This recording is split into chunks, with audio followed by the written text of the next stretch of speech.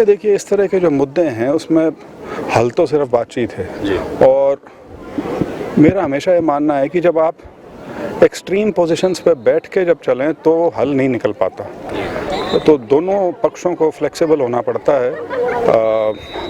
सरकार की तरफ से ऑप्शंस 2-3 दी गई थी वो, लेकिन जो लीडरशिप है किसान आंदोलन वालों की उनको मान्य नहीं है।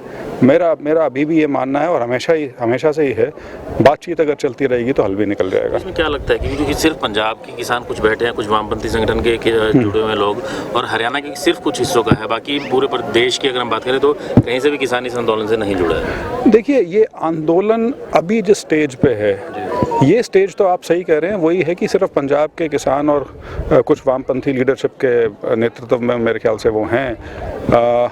लेकिन यदि हम इसको ये सोचें कि ये इतना ही है तो शायद थोड़ा सा मैं मानता हूँ ठीक नहीं होगा, क्योंकि इस तरह के आंदोलन जो हैं वो समय के साथ बढ़ते हैं। अगर ये लटका तो समर्थन मिलता शुरू हो जाएगा, बढ़ना शुरू हो जाएगा। भले ही हो सकता है दूसरे संगठन ऐसे हों जो इनकी मांगों से सहमत ना हों, लेकिन क्योंकि किसान का मुद्दा है तो उनको समर्थन में आना पड़ता है फिर, कमोवेश जो भी उनके मतभेद रहे हों।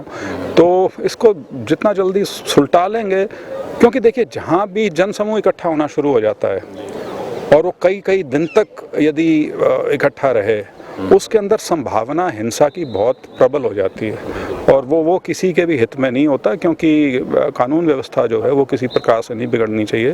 तो मेरा तो सरकार से भी और जो आंदोलन के जो नेता हैं उनसे भी अनुरोध है कि मिल बैठ के इसका हल निकाल लें। सर, अभी लोकसभा चुनाव बस दहलीज पर ही है, कभी भी घोषणा हो सकती है, तो ऐसे में आप अगर दोबारा जब चुनाव में जाते हैं तो किन ग्राउंड पर जाएंगे, क्या जो आपकी रही हैं जो पूरे पास? नहीं, देखिए जो चुनाव 2024 का है वो पूर्ण रूप से जो मोदी जी के 5 साल का और 10 साल का जो कार्यकाल रहा है, 5 मैं इसलिए कह रहा हूँ क्योंकि मैं 2019 में बना था, जो पूरा कार्यकाल और उसके अंदर जो अनेकों उपलब्धियाँ हैं वही एजेंडा है, सारा एजेंडा वही है। और जिस प्रकार की कल्याणकारी योजनाएं जो लाभार्थी वर्ग जो पूरा है, तो वो सारे मुद्दे हैं। और उसके अलावा बाकी जो चीज़ें हैं, 370 हो गया, राम मंदिर का मुद्दा हो गया, वो अपने आप में अलग जगह हैं, तो अनेकों उपलब्धियां हैं। तो इसमें अगर हम देखें इंडिया लेवल की अगर हम बात करते हैं, इंडी गठबंधन जब हुआ तो लेकिन उसको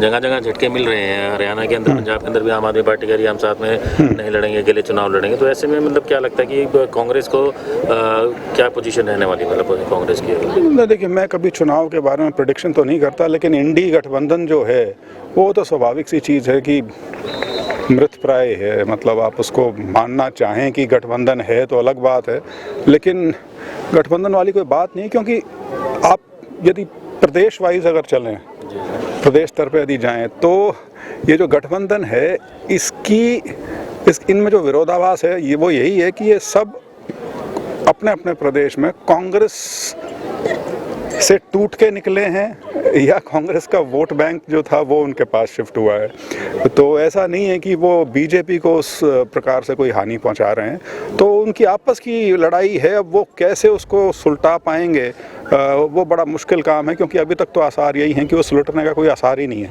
एक दूसरे भी के साथ बात चल रही है कि वीरेंद्र सिंह जी को लेकर चर्चाएं हैं कि मतलब दूसरी पार्टी ज्वाइन कर सकते हैं, दूसरी तरफ उन्हें भाजपा की चुनाव समिति का सदस्य बनाया गया है, तो ऐसे में क्या लगता है? नहीं, देखिए एक तरफ बातचीत है, दूसरी तरफ तथ्य है। तथ्य ये है कि वो चुनाव समिति के, भारतीय जनता पार्टी के प्रदेश का जो चुनाव समिति बनी है उसके सदस्य हैं, तो बाकी तो अटकलबाजी तो आदमी कुछ भी कर सकता है। इलेक्शन का टाइम है, अफवाहों का बाजार गर्म है। सर, पिछले दिनों मेयर का चुनाव हुआ चंडीगढ़ में, और कल या परसों चुनाव होगा, वो डिसीजन भी दिया कोर्ट ने, तो उसको लेकर आप क्या कहना चाहेंगे? क्योंकि बीजेपी की काफी रहा कि नहीं, जब सुप्रीम कोर्ट ने फैसला कर दिया और मेयर इलेक्ट भी डिक्लेयर कर दिया, उसके बाद मेरे विचार की या मैं क्या सोचता हूँ उसकी कोई अहमियत नहीं। सुप्रीम कोर्ट ने इस तरह से हुआ एक ये मामला, क्या कितना सही था ये? सुप्रीम कोर्ट ने जब गलत कहा है तो गलत ही हुआ होगा, बात खत्म।